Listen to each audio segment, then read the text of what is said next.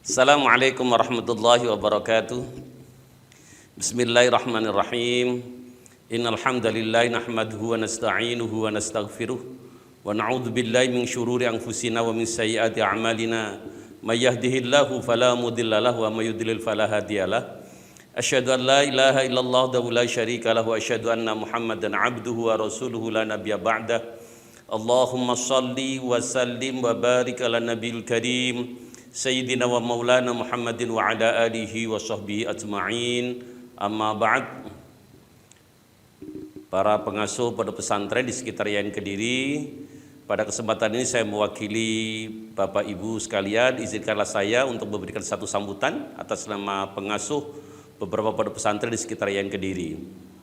Saudara-saudara sekalian, santri yang dirahmati Allah, yang pertama dalam sambutan ini kita patut untuk ke flashback apa yang dulu pernah diupayakan, apa yang dahulu pernah dilakukan oleh para masyayikh, utamanya adalah Hadratus Syekh Kiai Haji Hasyim Asy'ari yang telah menelurkan satu resolusi jihad yang mempunyai satu dampak yang teramat sangat luar biasa. Dampak ini ternyata dirasakan tidak hanya oleh masyarakat pesantren, tetapi yang paling merasakan adalah masyarakat Indonesia, sehingga masyarakat Indonesia bisa mempertahankan kemerdekaannya. Oleh karena itu, kita sebagai masyarakat pesantren, sebagai penerus para masyayikh yang telah mendahului kita, yang dahulu berjuang dalam rangka mempertahankan kemerdekaan kita, maka kita patut mengisi kemerdekaan itu dengan upaya-upaya, dengan langkah-langkah yang produktif, yang mempunyai nilai manfaat banyak terhadap banyak manusia. Hanya saja memang sangat disayangkan kalau kita perhatikan sekarang ini satu era yang oleh para pengamat politik disebut dengan era post-truth, di mana kebenaran esensial itu sudah tidak menjadi penting karena mereka bisa menciptakan satu kebenaran-kebenaran yang pada dasarnya sesuatu itu adalah satu kebohongan. Karena bagi mereka sesuatu kebohongan itu manakala diulang-ulang terus-menerus, dan secara psikologis itu kalau sesuatu informasi itu sudah disampaikan lebih dari 8 kali, maka akan masuk ke alam bawah sadar, dan ketika masuk ke alam bawah sadar, sesuatu yang semula bohong itu bisa terlihat menjadi satu kebenaran.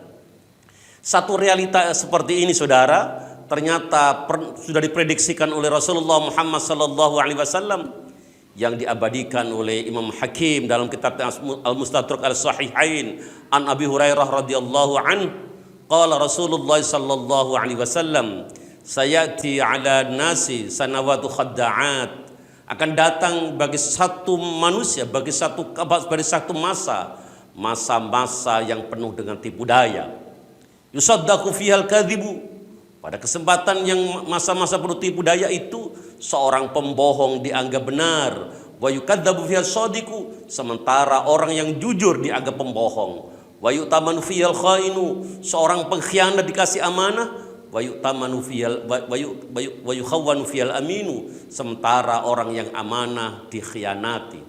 Dan kalau kita melihat realita akhir-akhir ini, kita banyak menjumpai keadaan-keadaan seperti ini di sekeliling kita. Tidak sekedar dialami oleh para politisi, tetapi kadang di masyarakat di sekeliling kita sering menjumpai orang yang ketika berbuat bohong, ketika melakukan satu kebohongan, dia tidak merasa sadar bahwa itu adalah satu kebohongan. Yang kebohongan itu manakala dilakukan terus-menerus bisa mengantarkan dirinya menuju ke neraka.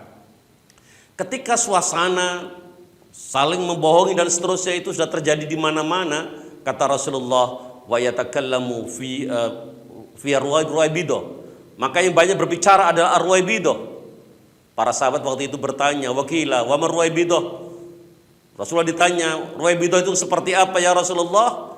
Dan akhirnya oleh Rasulullah dijawab, at-tafihu yatakallamu fi amril ammah, adalah orang-orang bodoh yang berbicara urusan umat. Dan ini sudah pernah diprediksikan oleh Gus Dur ketika pada waktu itu mengatakan bahwa pada masanya nanti orang yang tidak pernah belajar di pesantren, tidak pernah mendalami kitab kuning, tetapi orang itu mengustadkan diri atau oleh masyarakat dipanggil ustadz. Dan kalau kita lihat sekarang, realita-realita seperti itu sudah ada di mana-mana. Lah oleh karena itu, ini menandakan bahwa era post-truth, era yang penuh kebohongan itu sudah melingkupi dari kehidupan kita. Oleh karena itu kita sebagai masyarakat pesantren perlu memanfaatkan satu ilmu yang teramat sangat penting dalam tradisi kajian keislaman, yaitu yang namanya ilmu takhrij hadis, untuk memastikan bahwa sesuatu itu bisa disandarkan kepada Rasulullah Muhammad SAW sebagai satu hadis, atau kita dengan bahasa lain, otentisitas satu hadis itu perlu dilakukan, perlu dilaksanakan dengan cara apa? Meneliti apakah sesuatu itu betul-betul dari Rasulullah Muhammad SAW, dan itulah yang disebut dengan ilmu takhrij hadis. Oleh karena itu kita perlu menyaring sebelum kita sharing, sebelum kita menginformasikan sesuatu yang kita terima kepada orang lain, apalagi itu kita share melalui medsos. Kita harus pastikan bahwa informasi itu adalah valid. Kalau ternyata orang yang menginformasikan itu adalah orang yang muttahamun bil kidz, kita duga pernah menjadi pembohong, maka jangan sekali-kali share informasi itu. Atau informasi itu disampaikan oleh satu komunitas yang komunitas itu memang tidak suka terhadap komunitas yang diinformasikan itu, maka itu juga jangan sampai di-share. Karena biasanya tidak objektif kan itu. Realita seperti itu adalah tidak objektif. Nah, oleh karena itu hadirin sekalian, para santri yang dirahmati Allah, kita perlu belajar banyak bagaimana agar kita tidak menjadi korban dari hoax, korban dari tipu daya, korban dari post-truth itu. Maka kita sebagai generasi santri, kita harus belajar banyak dan kita mengupayakan agar ilmu yang kita pelajari itu bisa kita praktekkan dalam kehidupan sehari-hari. Oleh karena itu, walaupun di sana sini yang namanya kebohongan sudah merajalela, kita perlu memegang teguh satu perintah dari Rasulullah SAW, "Alaikum bisidq." Maka tetaplah engkau menjadi orang yang jujur. Fa inna sidqa yahdi ilal bir, karena kejujuran itu bisa mendatangkan kepada kebaikan. Wa innal birra yahdi ilal jannah, dan kebajikan itu akan bisa mengantarkan menuju ke surganya Allah. Wa ma yazalur rajulu yasduku wa yataharra as-sidqa hatta yuktaba 'indallahi siddiqan. Dan orang itu ketika sudah benar, dia akan terus-menerus melaksanakan kebenaran dan memelihara kebenaran itu, sehingga pada saatnya akan dicatat oleh Allah sebagai orang yang jujur. Tetapi sebaliknya Rasul mengatakan, wa iyyakum wal kadhiba, jauhi betul-betul yang namanya kebohongan itu. Kenapa kebohongan harus kita jauhi? Wa innal kadhiba yahdi ilal fujur. Yang namanya kebohongan itu akan bisa mendatangkan kepada kerusakan. Wa innal fujura yahdi ilan nar, dan yang namanya kerusakan itu akan bisa mengantarkan orangnya menuju ke neraka. Wa ma yazalur rajulu yakdzibu wa yataharra al-kadhiba hatta yuktaba 'indallahi kadzaban. Dan orang itu kalau sudah berbohong dalam rangka menutupi kebohongan-kebohongan yang sudah dilaksanakan sebelumnya, maka dia harus melaksanakan kebohongan-kebohongan berikutnya. Dia harus memelihara kebohongan itu sehingga pada saatnya akan dicatat oleh Allah sebagai pembohong. Na'udzubillah tsumma na'udzubillah.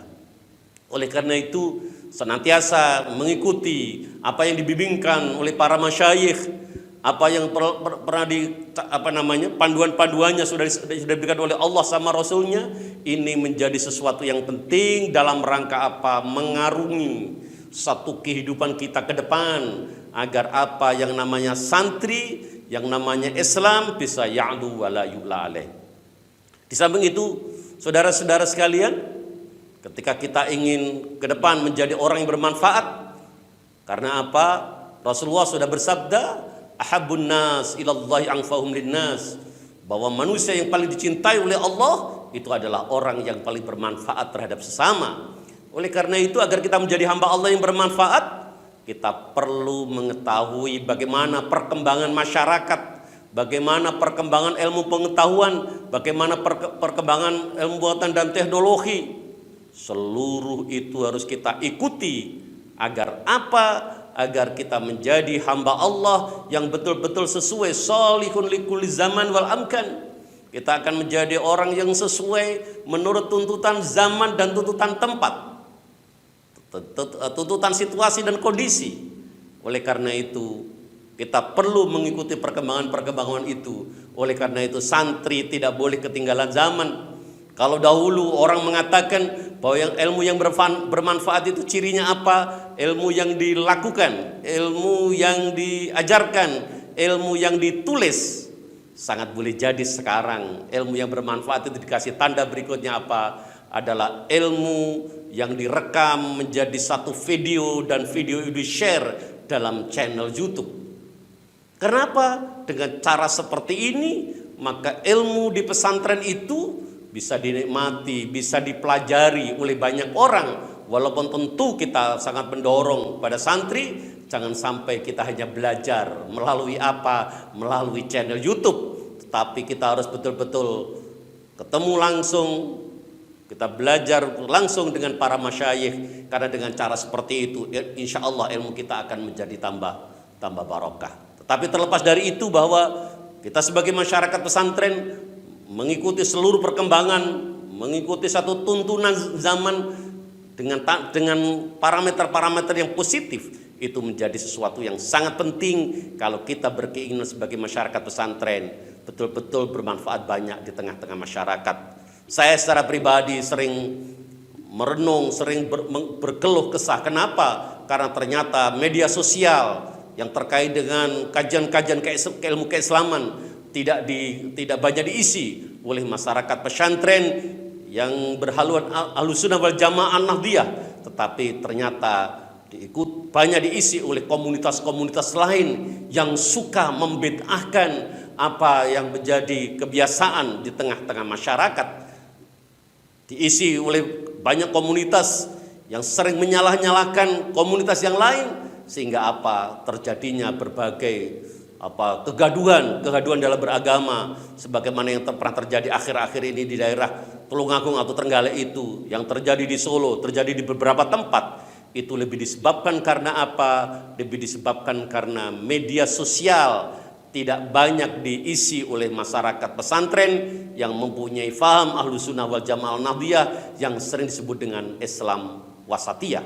Oleh karena itu saya mendorong kepada santri-santri yang belajar di beberapa pondok pesantren di sekitar Yayan Kediri, mari kita belajar banyak, mari kita mengkaji banyak pendapat para ulama, sehingga apa? Kita bisa mengisi satu kekosongan yang selama ini belum pernah ditekuni oleh kebanyakan masyarakat pesantren, sehingga apa? Pembelajaran di pesantren yang sangat teduh, yang sangat nyaman, yang sangat menjadikan hati banyak orang itu menjadi damai, itu betul-betul bisa dirasakan oleh masyarakat banyak, sehingga Islam betul-betul dirasakan sebagai rahmatan lil alamin. Barangkali itu yang perlu saya sampaikan pada kesempatan ini.